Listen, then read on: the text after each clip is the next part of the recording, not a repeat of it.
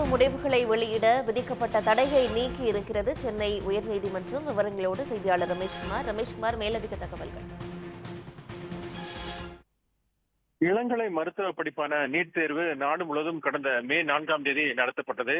அன்றைய தினம் சென்னையில பெய்த கடும் மழை காரணமாக மின்சாரம் துண்டிக்கப்பட்டது. இதனால தங்களால் முறையாக தேர்வு எழுத முடியவில்லை என கூறிதான் ஆவடி கேந்திர வித்யாலய பள்ளி மையத்துல தேர்வு எழுதிய 13 மாணவர்களும், குன்றத்தூர் அரசு மேல்நிலைப் பள்ளியில தேர்வு எழுதிய 2 மாணவர்களும், கே நகர் பத்மசேஷாத்ரி பள்ளியில தேர்வு எழுதிய 1 மாணவரும் உயர்நீதிமன்றத்தில் தனித்தனியே வழக்குகளை தாக்கல் செய்திருந்தார்கள்.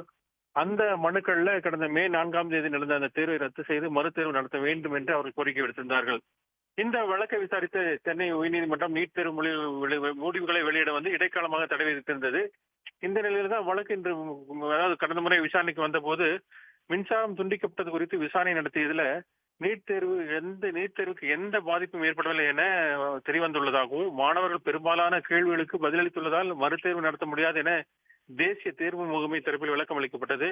இதையடுத்துதான் இந்த வழக்கை விசாரித்த நீதிபதி ஸ்ரீகுமரன் மற்றும் தீர்ப்புக்காக இன்று வழக்கை தள்ளி வைத்திருந்தார். இன்று இந்த வழக்கில் தீர்ப்பளித்த நீதிபதி, மத்திய அரசு நடத்திய விசாரணையில் எடுக்கப்பட்டுள்ள முடிவு நியாயமானது என்றும், 22 லட்சம் மாணவர்கள் தேர்வு எழுதியுள்ள நிலையில மறுதேர்வு நடத்த உத்தரவிட்டால் அது தீவிர தாக்கத்தை ஏற்படுத்தும் என கூறி வழக்குகளை தள்ளுபடி செய்து உத்தரவிட்டிருக்கிறார். ஆனால் ஏற்கனவே மத்திய பிரதேச மாநிலத்தில் இதே போல மின்தடை பிரச்சனை தொடர்பாக கடந்த முறை ஒரு தடை என்பது விதிக்கப்பட்டிருக்கிறது. அந்த வழக்கு இன்னும் நிலுவையில் இருக்கிறது. அந்த வழக்கு விசாரணை என்பது 9ஆம் தேதி விசாரணைக்கு வரும் என்று அங்கு தெரிவிக்கப்பட்டிருக்கிறது. உடனுக்குடன் செய்திகளை தெரிந்து கொள்ள சன் நியூஸ் பெல் ஐகானை கிளிக் பண்ணுங்க.